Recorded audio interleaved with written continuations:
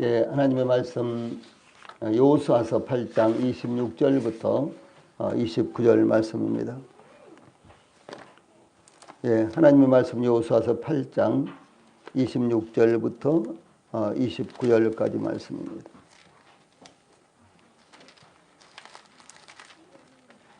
예, 제가 봉독을 해드리겠습니다. 8장 26절부터 29절 말씀.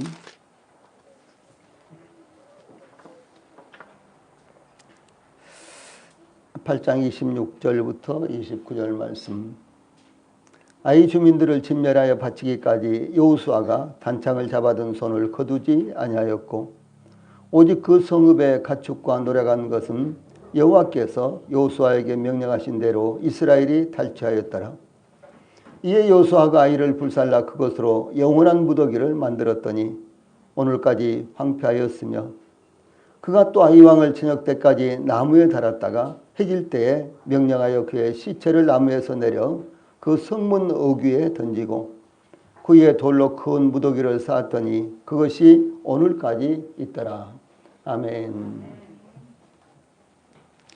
예, 오늘은 여호수아서 8장 26절로 29절 말씀을 통해서 완전한 승리를 위해 이런 주제로 말씀을 전해 드리겠습니다. 예, 사실상 이와 같이 완전한 승리는 우리가 주님 앞에 나아갈 때 주님에 의해서 우리들에게 성취될 이와 같은 부분입니다. 예, 그러므로 이 본문 말씀을 통해서 우리가 그때 어떤 성취를 이루게 될 것인가, 우리가 그때 어떤 성취를 경험하게 될 것인가, 이와 같은 부분에 대해서 우리가 예표적으로 받을 수 있는 말씀이다라고 이렇게 볼 수가 있는 것입니다. 예, 개인이나 국가나 사회를 막론하고 인류의 역사 속에는 성공을 잘 관리하지 못해서 크게 실패하는 경우를 자주 볼 수 있습니다. 그 대표적인 사례가 그리스 로마의 역사인데 유명한 역사가 이 토인비는 그리스 로마와 같은 강대국이 멸망한 원인은 천재지변이나 외부의 침략 때문이 아니었다. 오히려 그들 자신의 교만과 안일함 때문이었다. 이렇게 지적했습니다.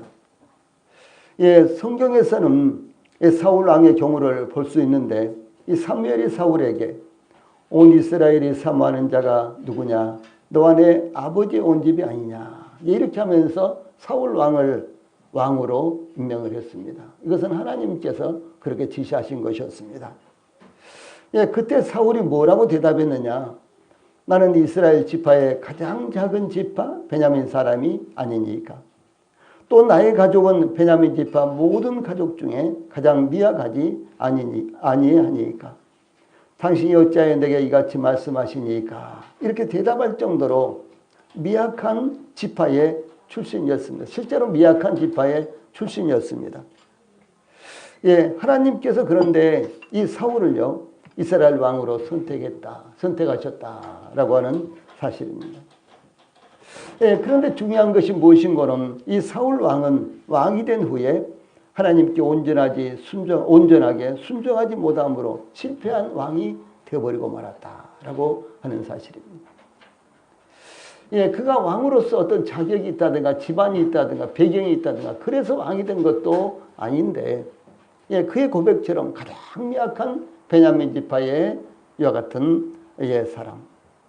예, 이런 등등 그런 왕이 될 만한 이와 같은 자격을 하나도 갖추고 있지 못했지만 하나님께서 그를 왕으로 세우셨다는 것입니다. 그러면은 그가 처음에 가졌던, 왕이 될 때 가졌던, 왕으로 임명받았을 때 가졌던 그 마음을 그가 죽을 때까지 계속해서 그런 마음을 가졌다면 하나님이 어떻게 하셨어요? 그를 다윗이 축복을 받은 만큼 축복을 해주셨겠죠. 그런데 그는 왕이 되자마자 하나님 말씀에 불순종했고 자기의 생각대로 이렇게 국가를 통치함으로 말미암아 오히려 아주 저주받은 이와 같은 인생이 되어버리고 말았다라고 하는 사실입니다. 이 요단강을 건넌 이스라엘은 무혈입성으로 여리고성을 함락하고 아이성을 향하여 진격했는데 패배하고 말았습니다. 여호수아는 그 옷을 찢으며 이스라엘 장로들과 함께 언약궤 앞에 엎드려 머리에 티끌을 뒤집어 쓰고 저물 때까지 회개하며 하나님의 뜻을 구했습니다. 그때 하나님께서 이스라엘에게 있는 죄 때문에 이스라엘이 실패한 것을 깨닫게 하심으로 여호수아와 이스라엘은 그들에게 있는 죄를 처리하고 하나님께서 말씀하신 작전 지시에 따라서 아이성을 공격하여 대승리를 쟁취하게 되었습니다. 이 부분은 참 중요한 것입니다. 우리에게 좋은 일이 있든 굳은 일이 있든지 간에 그것을 통해서 우리 자신을 돌아볼 수 있는 기회가 되어야 된다고 하는 사실이죠. 여호수아와 이스라엘은 아이성을 공격하는데 실패했지만 회개하고 하나님의 말씀을 따라 다시 도전할 때 성공할 수 있었습니다. 이와 같이 하나님은 우리가 혹 잘못을 범하거나 실패할지라도 겸손한 마음으로 하나님 앞에 나와 회개하고 하나님의 말씀에 순종하면 성공할 수 있도록 기회를 주시는 것이다 라는 사실입니다. 즉 하나님께서는 하나님의 백성들이 비록 실패할지라도 다시 도전할 수 있도록 기회와 힘을 주시고 이기게 하신다라고 하는 사실입니다. 우리는 원하지는 않지만 혹 실패할 수 있습니다. 그러나 실패를 반복해서는 안 되는 것이며 성공의 기회로 삼아야 하는 것입니다. 본문은 이와 같이 하나님 이스라엘에게 승리하게 하시는 하나님의 역사가 나타나고 있습니다. 이제 우리는 여호수아와 이스라엘이 완전한 승리를 거두기 위해서 어떻게 하나님의 말씀을 따라 순종했는지 참고하기를 원합니다. 제일 먼저 21절, 26절에서는 여호수아가 단창을 거두지 않았다. 이 전쟁이 끝날 때까지, 전쟁이 완전히 끝날 때까지, 승리를 쟁취할 때까지 여호수아가 단창을 거두지 않았다. 이렇게 증가하고 있습니다.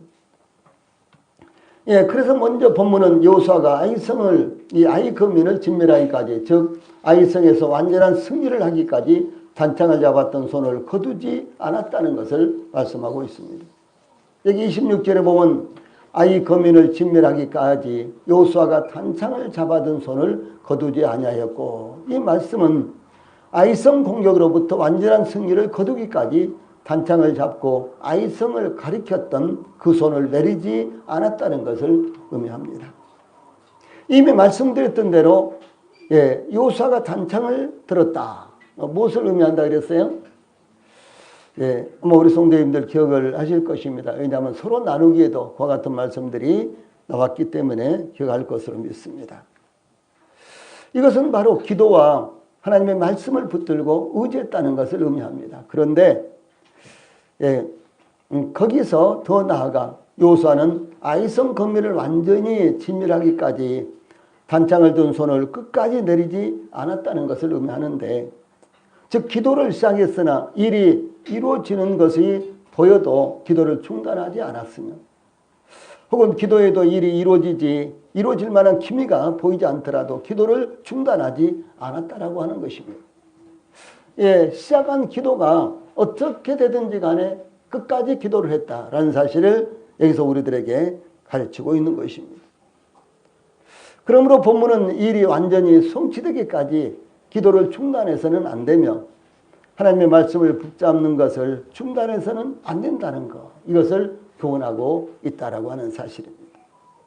자, 우리가 주 예수님을 믿음으로 말미암아 구원받았죠. 우리가 믿었다. 이것은 과거지요. 그런데 실제로 그 믿음은 우리 안에서요, 현재 진행형입니다. 그렇죠? 그리고 이것은 영원히 현재 진행형이 되는 거예요. 그래서 우리가 기도를 하거나 혹은 또 하나님의 말씀을 붙들고 있거나 이것이 그것으로 그때로 끝나는 것이 아니라 계속해서 현재 진행형이 되어야 된다라고 하는 사실을 우리들에게 가르쳐주고 있는 아주 중요한 말씀이 되는 것입니다. 주 예수님은 중요한 일이 있을 때마다 특별히 기도했습니다. 주 예수님은 항상 기도하셨어요. 그런데 중요한 일이 있을 때는요, 특별하게 기도를 하셨습니다. 예수님은 세례를 받으시고 기도하셨죠. 공생애를 시작하실 때는 40일 동안 광야에서 마귀에게 시험을 받으시며 금식하며 기도하셨습니다. 또 예수님께서 밤이 새도록 기도하신 후에 12제자를 선택을 하셨습니다. 예수님에게는 이 몇만 명씩 예수님을 따라다니며 몰려다니는 이와 같은 사람들이 있었고, 그렇죠. 또 70여 명의 이와 같은 제자들도 있었어요. 그런데 그 중에서 예수님은 밤이 새도록 밤새도록 기도하신 후에 그 이튿날 아침에요. 그 이튿날 12제자를 선택하셨습니다. 그러므로 12제자를 선택하실 때 예수님께서 얼마나 기도하셨고 얼마나 그야말로 신중하게 고려하셔서 이 선택하셨는지 이와 같은 것들을 의미하고 있는 것입니다. 우리 성도님들은 어떻습니까? 그렇게 기도하십니까? 어떠한 일이 있을 때 그렇게 기도하십니까? 혹은 자녀들을 위해서 그렇게 기도하십니까? 만약에 우리 성도들의 자녀들이 엄마 제가 이것을 어떻게 할까요? 아빠 제가 이것을 어떻게 할까요? 이렇게 물으면은요 그냥 즉답을 하시지 말고 가능하면요 최소한도 하루라도 기도를 하신 다음에 하나님 앞에 먼저 물어보시고 그렇게 해서 대답을 하세요. 어떤 중요한 일을 놓고 그냥 순간적으로 떠오르는 대로 이렇게 결정해서 일을 처리하지 말고 중요한 일이 있을 때는요 주님을 본받으라라고 하는 사실입니다. 여기 지금 이제 화면에 나와 있는 대로요 주 예수님께서 기도를 이렇게 특별히 기도하셨다는 내용이 성경에 그대로 나옵니다. 세례 받으실 때라든가 혹은 공생애를 시작하실 때라든가 혹은 또 12제자들을 선택하실 때든가 또 예수님께서 베드로와 요한과 야고보를 데리고 기도하시기 위해서 산으로 올라가셨는데 기도하실 때 용모가 변화되고 그 옷이 휘어져서 광채가 났다. 이렇게 성경은 증거하고 있습니다. 예수님께서 십자가에 못 박히시기 전 겟세마네 동산으로 가셔서 제자들에게 기도를 지시하시고 기도하라. 시험에 들지 말게 기도하라. 이렇게 말씀하시고요. 친히 어떻게 기도하셨느냐. 의자에 편안하게 앉으셔서 거기에 아주 앉을 만한 좋은 돌이 있어서 거기 돌에 걸터 앉으셔서 이렇게 기도하신 것이 아니고요. 얼굴을 땅에 대시고 엎드려서 기도하셨는데 3번이나 똑같은 기도를 하셨어요. 3번이나. 아니, 주 예수님이 누구십니까? 하나님이시잖아요. 주 예수님 누구십니까? 천지의 주제이십니다. 그런데 그분이 저희들을 구원하시기 위해서 육체를 입으시고 이 땅에 성육신하셔서 이 땅에 오셨을 때 하나님 앞에 전적으로 순종하고 하나님 앞에 전적으로 자기 자신을 우려했다라고 하는 사실입니다. 그때 예수님께서 기도 생활을 하셨는데 바로 그것이 저희들에게 본이 돼야 되고 저희들이 따라가야 될 기도의 모범이 돼야 된다라고 하는 사실입니다. 또 뿐만 아니라 예수님은 십자가상에서도 못 박혀 돌아가시기 전에 기도하셨습니다. 그럼 무엇입니까? 예수님이 끝까지 기도로서 자기 신의 생애를 사셨어요. 그리고 지금도 하나님 우편에서 저희들을 위해서 그 기도를 쉬지를 않으십니다. 그러므로 이와 같은 예수님의 기도를 우리가 모범으로 받아야 된다라고 하는 사실이죠. 또한 예수님의 기도는요. 예수께서 나가사 습관을 따라 감람산에 가심에 제자들도 따라갔더니 자 이렇게 누가복음 22장 39절에 이렇게 기록이 되어 있고요. 그 외에도 비슷한 말씀들이 계속해서 나오고 있습니다. 그래서 예수님의 기도 생활이 의식적이거나 형식적이었다는 것이 아니라 기도 생활이 습관이었다라고 하는 것입니다. 우리 성도들도 습관이 돼서 기도하십니까? 그냥 잊어버리고 기도하지 못했구나. 내일은 좀 많이 기도해야지. 근데 그 다음날도 또 잊어버리고 혹시 그런 것 아닙니까? 과거에 제가 그랬기 때문에 제가 다 알고 있는 거예요. 우리 성도님들 습관이 돼야 되는 거예요.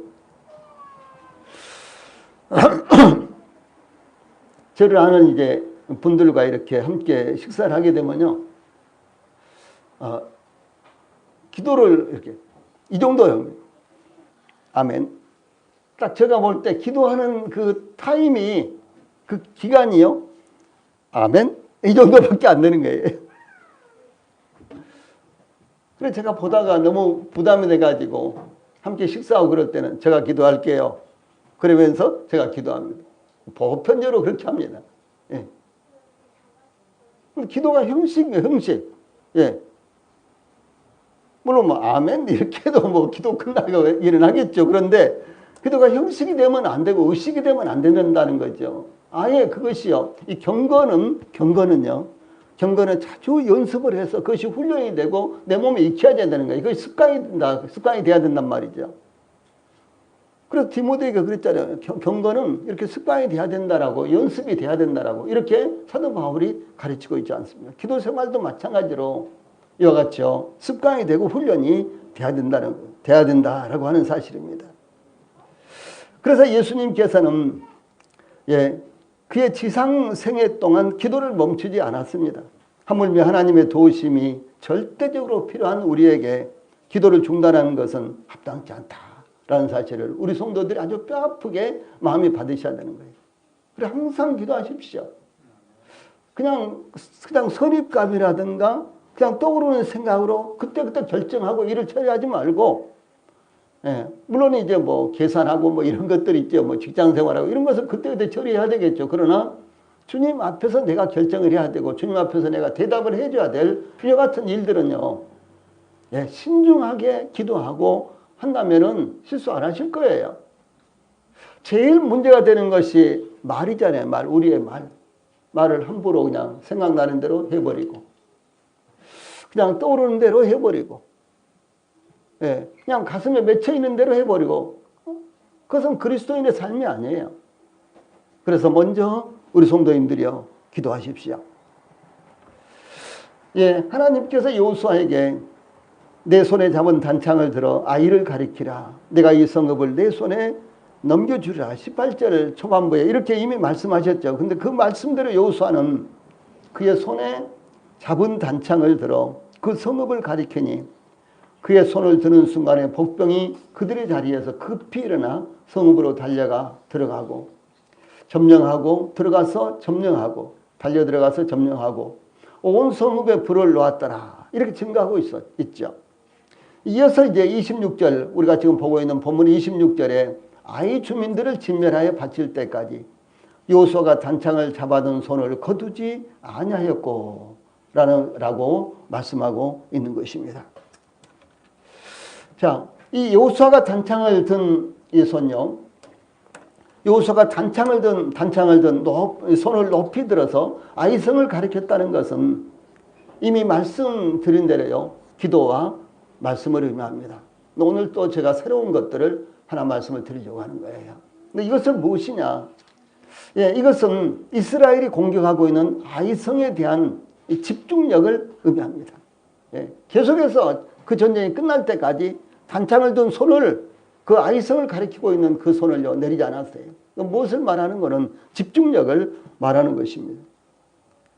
집중력 제가 말씀드리지 않아도 집중력이 얼마나 중요한지 아시죠?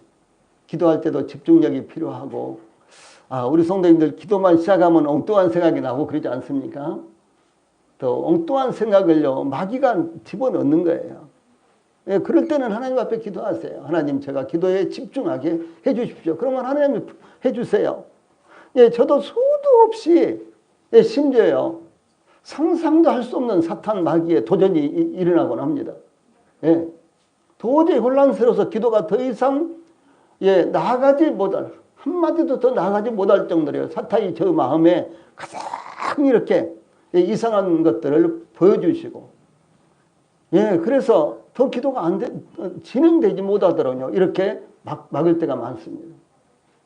그럴 때는 나사렛 예수 그리스도의 이름으로 이와 같이요 이 사탄을 제거하고 그리고 이와 같이 기도에 집중할 수 있도록 기도를 하면요 하나님께서 마치 안개가 착 사라진 것처럼 기도에 집중하게 하십니다.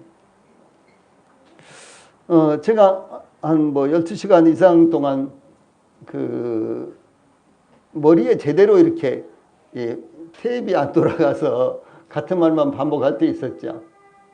그리고 누가 왔는지 누가 왔다 갔는지 이제 그것도 모르고 그랬죠. 그때 9시쯤 됐는데 김혜수 전도사하고 권용관 집사가 다녀갔다고 하는데 나중에 그것이 조금 생각이 났어요. 나중에요. 근데 그 전에 왔다 가신 분들은 제가 어떤 병원에 갔는지 뭐 이런 것도 전혀 생각이 안 납니다.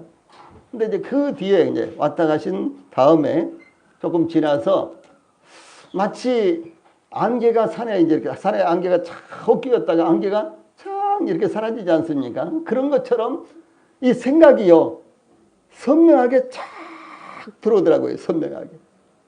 예. 근데 우리가 기도할 때도 혹은 말씀을 읽을 때도요. 자주 막 혼란스럽고 말씀을 더 이상 읽어 나가지 못하고 혹은 말씀만 읽으려고 하면 졸립고 다른 생각이 나오고 기도하려고 하면 이렇게 똑같은 이런 생각이 날 때요. 그때 우리 성도들이 기도로서 이와 같은 혼란된 생각들과 사탄 마귀의 방해를 물리치면요. 마치 안개가 사라진 것처럼 착 사라지고 아주 맑은 여 같은 머리가 되고 맑은 정신이 되어서요. 기도할 수가 있습니다. 이건 저의 수도 없이 많은 경험이에요. 예.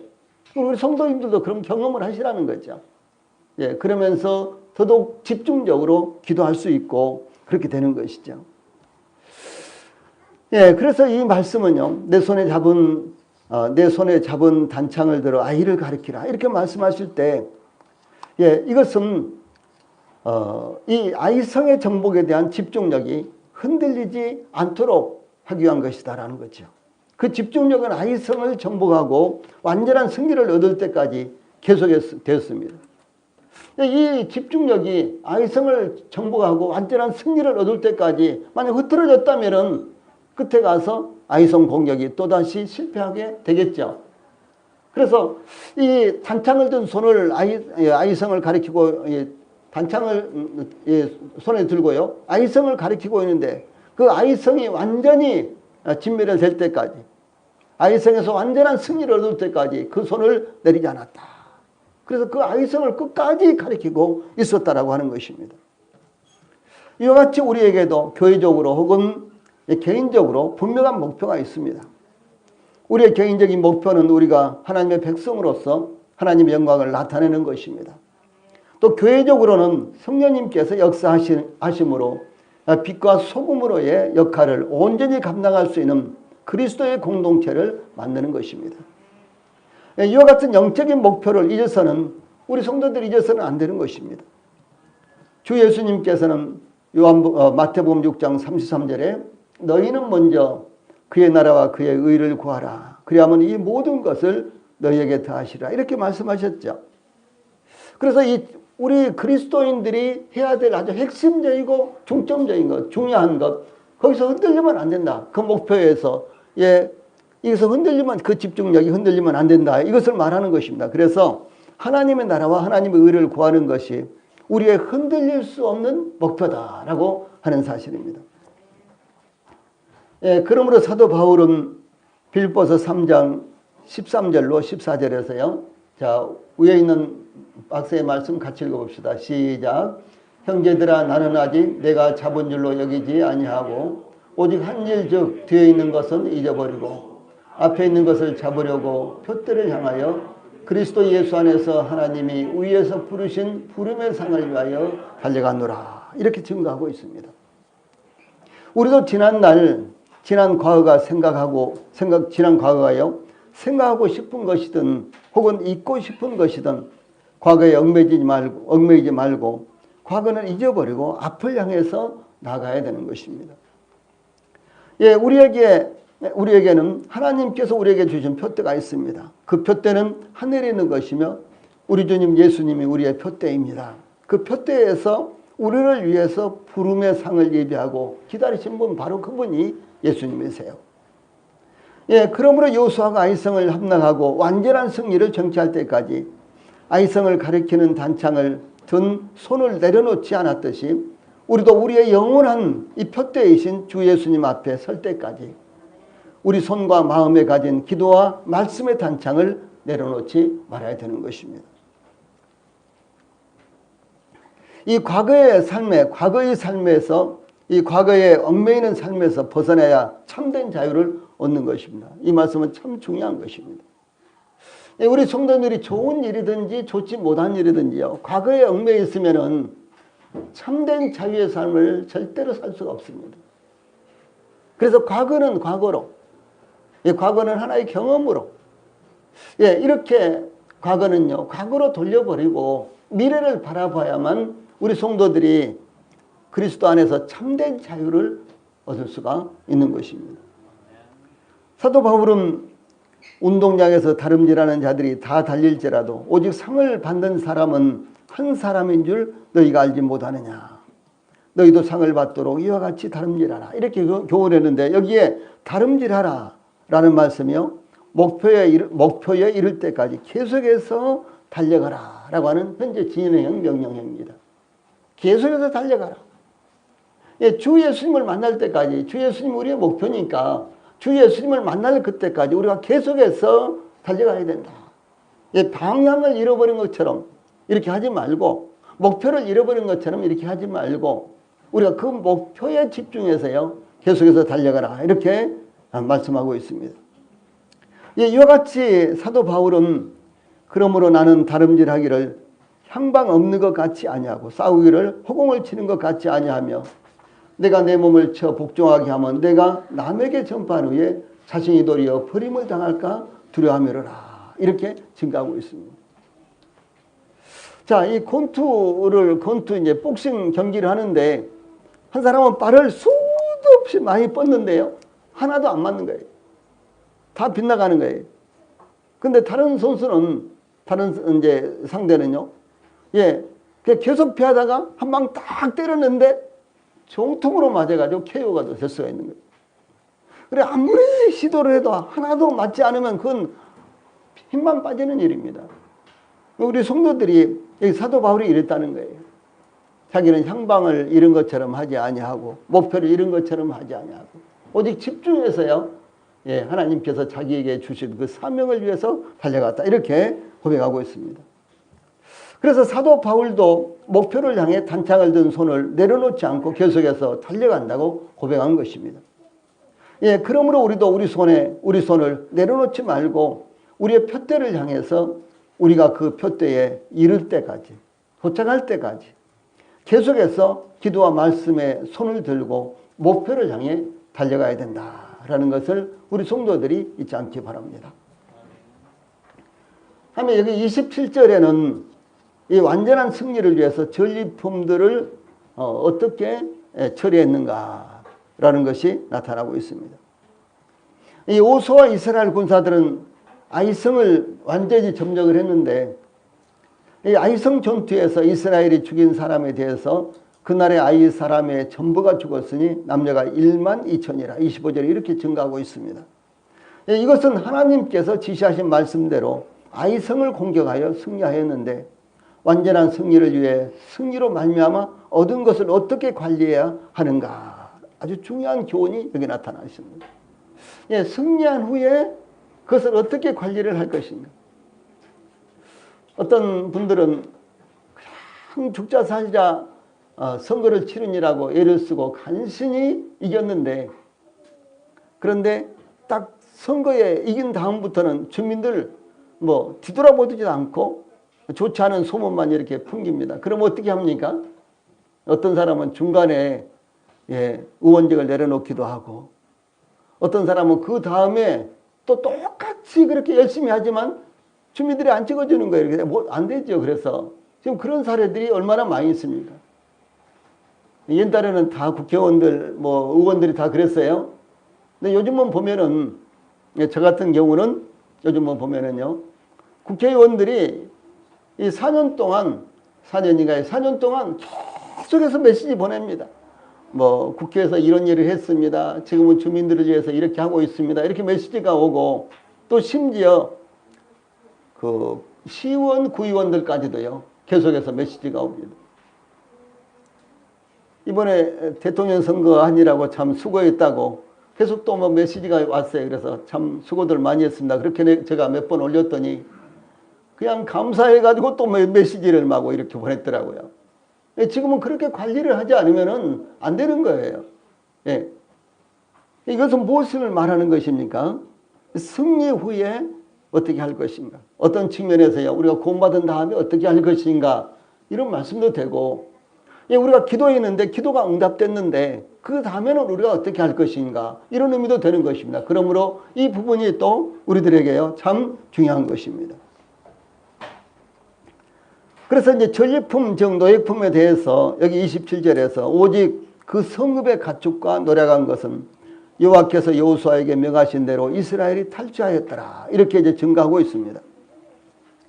이스라엘이 이 여리고 성의 전리품에 대해서는요, 이 성과 그 가운데 있는 모든 것은 여호와께 온전히 바치되 너희는 온전히 바치고 그 바친 것 중에서 어떤 것이든지 취하여 너희가 이스라엘 진영으로 바치는 것이 되게 하여 고통을 당하게 되지 아니하도록 오직 너희는 그 바친 물건에 대하여 손대지 말라. 물건에 손대지 말라.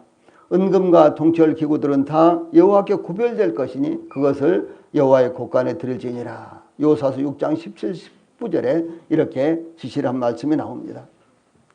이 여호수아와 이스라엘은 무리가 그 성과 그 가운데 있는 모든 것을 불로 사르고 은금과 동철 기구는 여호와의 집 곳간에 두었더라. 그래서 여호수아서 6장 24절에서 이 여리고 성을 공격하고 거기서 전리품들을 얻은 것, 이 살아있는 거 다 죽였죠.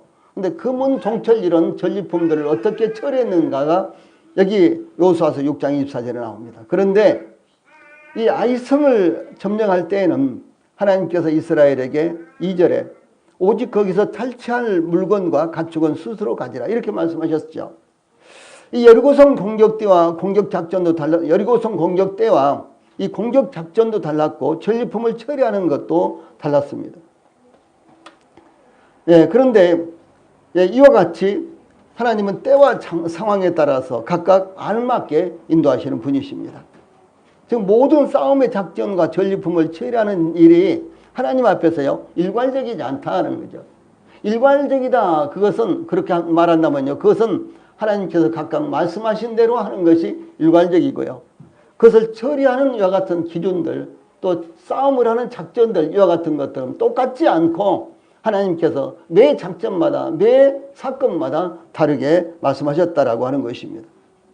왜 그러겠습니까? 하나님은 상황과 모든 것을 깊이 알고 계시기 때문에 하나님께서 그때 상황과 그 시기에 따라서 다르게 말씀하시는 게 때문에 그렇습니다.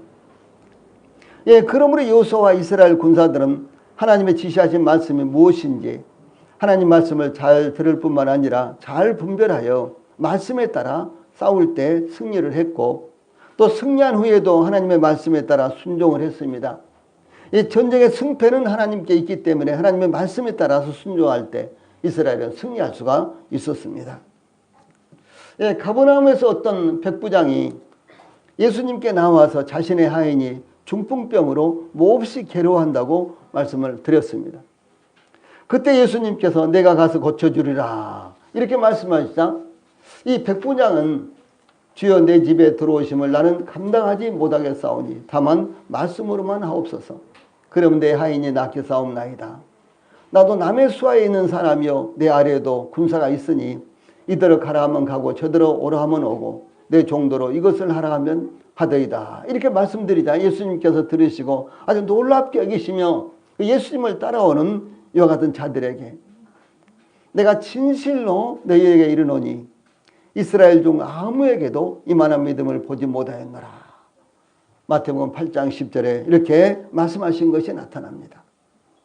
자, 여기 중요한 것은요. 백부장의 대답처럼 오직 완전한 순종만 있어야 된다. 하나님이 이렇게 하시라 그러면 이렇게 하고 저렇게 하라고 하면 지난번에는 이렇게 했는데 이번에는 이렇게 하라고 하십니까?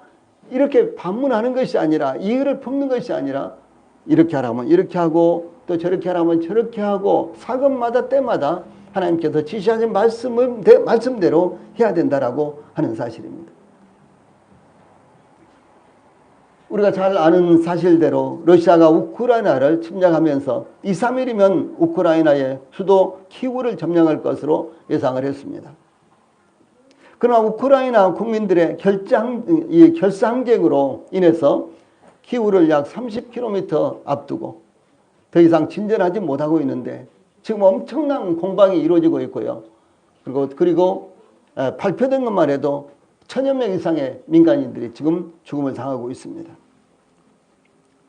또 전차와 보급 수송 차량이 러시아의 전차와 보급 수송 차량이 무려 46km나 길게 늘어서서 일주일째 움직이지 못하고 있습니다. 연료 부족과 식량 부족으로 인해서 팔이 묶였다라고 이렇게 전해지고 있는데 이 수많은 사상자와 전략 물품에 손실이 이어지고 있습니다. 중요한 것은 이 생사를 건 전쟁에서 작전이 잘못됐다라고 하는 사실입니다. 그만큼 작전이 중요한 거예요. 그래서 우리가 주 예수님을 섬기고 또 교회를 섬기고 뭐 전도를 하고 등등 이와 같은 것들도요. 모두 다 영적 작전에 속한 것입니다. 그 영적 작전은 무엇입니까? 마치 하나님께서 이스라엘 백성들에게 여리고성을 공격할 때, 그 다음에 아이성을 공격할 때 이렇게 하나님께서 지시하신 것이 영적 작전이라는 것이죠. 그런데 아이성을 공격할 때는요. 1차 공격 때는 하나님 앞에 물어보지도 않고 하나님께서 말씀하신 것도 아닌데 자기들 생각대로 우리 아이성은 작으니까 2, 3천 명만 올라가서 아이성을 공격하자. 그래 2, 3천 명이면 된다니까 3천 명이 올라가자. 그래 3천 명이 올라가서 정면 공격을 했는데 아이성은 산 위에 있었기 때문에요. 정면 공격으로 안 되는 것이었습니다. 그래서 패배해가지고요. 많은 이스라엘 사람들이 죽기까지 하도록 실패한 거예요. 참 중요한 것입니다. 예, 우리가 신앙생활을 하는데도 합당한 작전이 이와 같이 필요한 것입니다. 그 작전은 하나님의 말씀이요 성령님의 인도하심입니다. 그러므로 우리의 신앙생활의 성패는 오직 하나님의 말씀에 대한 순종의 여부에 있다는 것을 항상 우리 성도들이 마음에 두시기 바랍니다. 다음에 28절로 29절 말씀을 통해서 승리의 기념 표적을 만드는 이와 같은 모습이 나타납니다. 여호수아와 이스라엘 군사는 전쟁을 마무리하면서 두 가지 표적을 만들었는데 그런 말이에요. 표시를 만들었는데 이것은 완전한 승리를 오랫동안 기억하기 위한 것이었습니다. 그 첫째는 아이성에 대한 표적으로 그것은 하나님께서 승리를 얻게 하신 것에 대한 기념이요 후대들을 위한 교육 자원으로 활용할 수 있도록 만든 것이었습니다. 즉 이스라엘이 요단강을 건널 때 요단강 한가운데와 언덕에 12돌을 세운 것은 하나님께서 요단강을 마른 땅으로 건너게 하신 것을 기념하기 위한 것이었고 또한 후대를 위한 교육 자료로 활용하기 위한 것이었습니다. 이제 세월이 지난 다음에 아빠 요단강 가에 12돌이 세워졌는데 그게 무슨 뜻이에요? 누가 세웠어요? 그러면 그것은 말이야 우리가 애굽 땅에서 오랫동안 노예로 살다가 하나님께서 우리를 해방시켜 주셔서 우리가 이제 이 하나님께서 주신 기업의 땅에 들어올 때 그때 마치 요단강이 이 헤브론 산에 눈이 녹는 헐몬살에 눈이 녹는 그와 같은 시기였기 때문에 요단강이 아주 범람하고 있었잖아. 물이 막 넘치고 있어서 강둑에 그때 하나님께서 요단강 물이 딱 수도하게 하셔서 끊어지게 하셔서 글쎄 우리가 요단강을 마른 땅으로 건너왔지 뭐야. 그 요단강 한가운데서 각 지파별로 돌을 하나씩 이렇게 가지고 와서 이 언덕에 세운 거야. 자, 그럼 어떻게 되겠어요? 그 이야기를 듣는 자녀들이 와, 하나님 그렇게 하셨어요? 저 요단강을요? 이렇게 하겠죠. 제가 어렸을 때요. 우리 아버지가 우리 할아버지 이야기를 자주 하셨어요. 그때는 그때가 아니라 제가 청년 때까지도 그게 사실인 줄 생각했거든요. 얼마나 깊이 박혀 있었는지. 저희 아버지가 뭐라고 말씀하시는 거는 저희 마을 뒤에는 이렇게 산이 쭉 평풍처럼 높고 낮은 산들이 쭉 있는데요. 저희 할아버지가 그 뒷산에 가셔가지고 한 번은 호랑이를 잡아오셨는데 칡렁꿀로 호랑이 코를 딱 끼워가지고요 이렇게 끌고 오셨다는 거예요. 얼마나 신났는지요. 그 이야기를 아버지가 여러 번 하셨는데 들을 때마다 얼마나 신기한지 들을 때마다 새로웠어요. 예. 여러분 지금은 아이들이 참 영특하지요. 예, 그리고 보는 것도 참 많잖아요. 그러나 우리 성도들이 자녀들에게 이렇게 가르치는 것이요. 마치 제가 어렸을 때 저희 아버지가 전설따라 삼천리 이야기를 우리 할아버지에게 적용시켜가지고 이렇게 말씀하셨을 때 그것이 이렇게 오랫동안 남아있었던 것처럼요.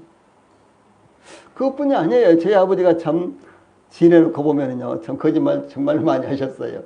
근데 그것이 얼마나 신기했는지 두고두고 사실인 것처럼 생각이 들었어요.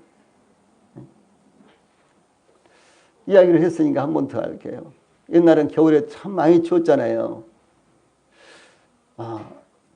저희 아버지가 이제 우리 이제 동네 앞에 큰 길 이렇게 이제 자동차 도로가 있는데 거기 이제 또 상당히 긴 다리가 있었어요. 어렸을 때는 참 길다고 생각했는데 나중에 가서 보니까 조그맣더라고요. 근데 그 다리가 있었는데 겨울에 아주 추울 때는 그 다리 밑에 까마귀들이 추우니까 거기 왔다가 죽어가지고 다 있다는 거예요. 그래 지금 가면은 까마귀들이 죽어서 많이 있을 테니까 가서 몇 마리만 가져오라는 거예요. 옛날에는 까마귀들이 죽어서 그 까마귀들을 많이 가져와서 이제 뭐 구워도 먹고 막 이렇게 먹었다는 거예요. 맛있게 먹었다는 거예요. 그래서 그 아침에 얼마나 참 옛날엔 추웠어요. 그런데 그 다리 밑에까지 갔어요. 가보니까 아무것도 없어요. 아무리 찾아봐도. 아버지 가도 아무것도 없던데요. 그러니까 아이고 어쩐 얘기는 안 죽었나 보다. 또 그런 줄 알았어요. 그럼 내일 밤에는 죽을까? 그래. 그 다음날 아침에요. 새벽에 뭐 아버지가 시키지 않은데도 불구하고 또 가봤어요. 진짜 죽었는가 싶어서. 그렇게 어렸을 때니까 그렇게 다 솔직하고 순진하고 그렇게 살았잖아요. 그때 들은 이야기들이 오랫동안 각인되어 있다는 것이죠. 근데 우리는 이 하나님의 말씀을 가르치면요, 그것이 정말 오래 가는 거예요. 아이들이 듣는지 안 듣는지 뭐 우리가 잘 알 수 없지만요. 혹은 아이들이 이제 딱 그런 것이 있었구나 이렇게 듣는 것은요 정말 오래 간다는 것이죠. 그리고 우리 성도들이 이야기책 정말 많이 익히지 않습니까? 그리고 이야기책 많이 읽어주지요. 그런데 하나님 말씀을 들려주세요. 얼마나 신기한 이야기들이 많이 있습니까? 소돔과 고모라 이야기면 노아의 방주 이야기며 그렇죠. 그리고 뭐 삼손이나 요나나 뭐 얼마나 많이 있습니까? 구약 성경만 봐도 신약 성경 말고도요. 그런 이야기들을 아이들에게 전해줘서요. 아이들 마음에 딱 박혀 있도록 하셔야 된다는 거예요. 이건 그냥 옛날 이야기가 아니라 이건 사실을 이야기하는 것 아닙니까? 그래서 이와 같이 기념이 되도록 하셨다라고 하는 것이죠. 또 이스라엘은요, 이스라엘 백성들에게 지키도록 제정하신 6월절을 비롯해서 많은 절기가 있죠. 뭐 7절기라고 말할 수도 있고요. 절기들이 있는데 이와 같은 것들도요, 하나님께서 이스라엘을 구원하신 것을 이스라엘 백성들이 잊지 않도록 하기 위해서 하나님께서요, 다음 세대를 위한 교육 자료로 활용하기 위한 것이었습니다. 그래서 이것을 대대로 영원히 지켜라. 이런 말씀이 반복해서 나오지 않습니까? 그것은 뭐예요? 하나님께서 이루신 그 위대한 사실을요, 그 자녀들이 듣고 기억하고 동일하게 하나님께 순종하는 삶을 살도록 하기 위한 것이었어요. 먼저 아이성에 대해서 이에 여호수아가 아이를 불살라 그것으로 영원한 무더기를 만들었더니 오늘까지 황폐하였으며 그랬죠. 예. 이 아이성을요, 여리고성을 완전히 무너뜨렸을 때 아이성은 불살라 영원한 무더기를 만들었다는 거죠. 즉 아이성은 불태워졌고 돌무더기로 만들었는데 불에 태워진 성, 돌무더기에 불과한 성으로 아이성을 남겼습니다. 여호수아 이스라엘 군사들의 전략과 능력으로 점령할 수 없었던 아이성이었지만 하나님 앞에서는 돌무더기에 불과했다라고 이렇게 증가하고 있습니다. 이 무더기는 폐허라는 말입니다. 공동 번역은 그렇게 번역을 했습니다. 그러므로 그 무엇이든지 하나님을 막을 수 없다는 것을 의미합니다. 골리앗 장군도 다윗을 이길 수 없었고 헤롯 왕도 로마 제국도 12제자들이 증가하는 복음의 물결을 막을 수가 없었습니다. 그러므로 우리 성도들도 하나님의 역사를 막을 수 있는 것은 아무것도 없다는 것을 기억하시기 바랍니다.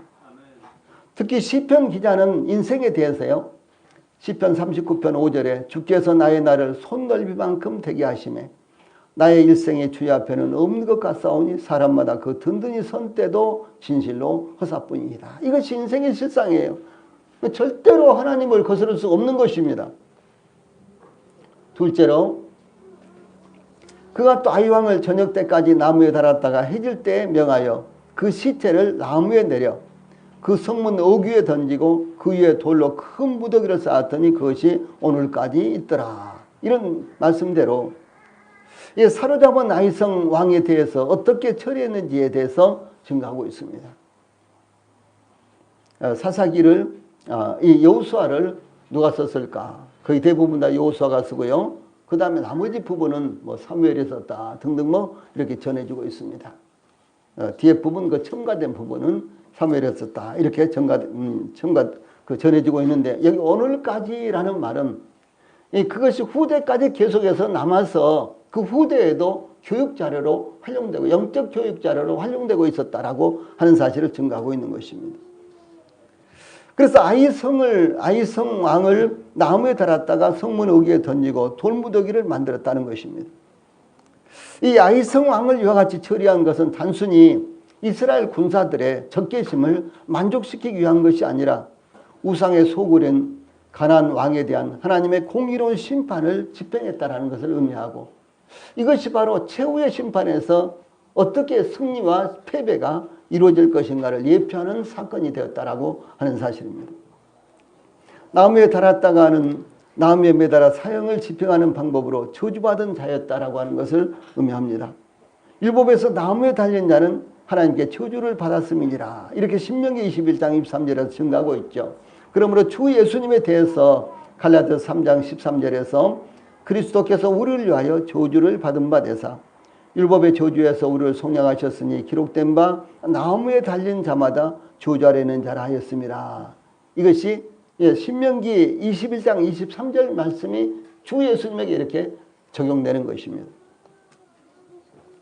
이와 같이 아이성의 왕은 우상 숭배의 우두머리로서 하나님의 공의로운 심판을 받았다는 것을 의미합니다. 또한 저녁 때까지 나무에 달았다가 해질 때에 명하여 그 시체를 나무에서 내려라는 말씀은 해질 무렵에 아이 왕의 시체를 나무에서 내려다가 성문 어귀에 던졌다는 것인데 율법에는요 신명기 21장 23절에 그 시체를 나무 위에 밤새도록 두지 말고 당일에 장사하여 내 하나님 여호와께서 내게 기업으로 주시는 땅을 더럽히지 말라. 나무에 달린 자는 하나님께 저주를 받았음이라. 이렇게 기록하고 있기 때문에 그렇습니다. 그래서 율법에는 밤이 새도록 시체를 나무에 달아놓는 것을 금지하고 있는데 그것은 하나님께서 기업으로 주신 땅을 더럽히는 것이 된다라고 하는 사실입니다. 이와 같이 율법에서 시체를 나무에 매단 채 밤새도록 두는 것은 하나님께서 주신 기업의 땅을 더럽히는 것이 되기 때문에 저주를 받은 것을 그대로 두는 것 자체가 부정하기 때문에 해가 지기 전에 처리를 해야 된다라고 이렇게 말씀하는 것입니다. 이것은 여호수아 이스라엘의 대적의 왕을 처리하면서도 철저하게 율법의 가르침을 따른 것으로 하나님 말씀에 순종하고자 하는 아주 열의가 극대화되고 있는 것을 의미를 하는 것입니다. 또한 하나님께서 주신 땅을 거루하게 하기 위해서 여호수아 이스라엘은 아이왕의 시체를 나무에서 내려다가 성문 어귀에 던졌습니다. 이어서 아이왕의 시체를 그 성문 어귀에 던지고 그 위에 돌로 큰 무더기를 쌓았더니 그것이 오늘까지 있더라라고 증거하고 있는데 성문 어귀에 던진 것은 성문 어귀는 성의 장로들이나 재판장들이 모여서 재판하는 곳이며 교훈이 이루어지고 있는 곳입니다. 바로 거기에 이 성에 거주하고 있는 사람들이 자주 드나다님으로 말미암아 왕래가 가장 빈번하게 이루어지는 곳인데 바로 거기에 아이 왕의 시체를 던지고 돌 무더기로 싸움으로 말미암아 그것이 이스라엘 백성들에게 항상 언제든지 그곳을 드나다니면서요 교훈으로 삼도록 한 것이었습니다. 또한 아이왕의 시체를 성문 어귀에 던지고 돌로 큰 무더기를 쌓았다 이렇게 기록되어 있는데 1차 아이성의 공격에서 실패하게 했던 원인이 되었던 아간도 돌 무더기가 되었죠. 여호수아서 7장 26절에 그런 말씀이 나옵니다.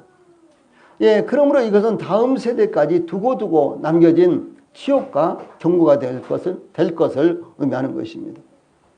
이와 같이 아이성을 폐허로 만들거나 아이왕의 시체를 돌로 큰 무더기로 만든 것은 하나님의 역사로 완전한 승리가 이루어졌다는 것을 기념하기 위한 것입니다. 그 돌 무더기를 보면서 하나님의 위대하심을 기억하기 위한 것입니다.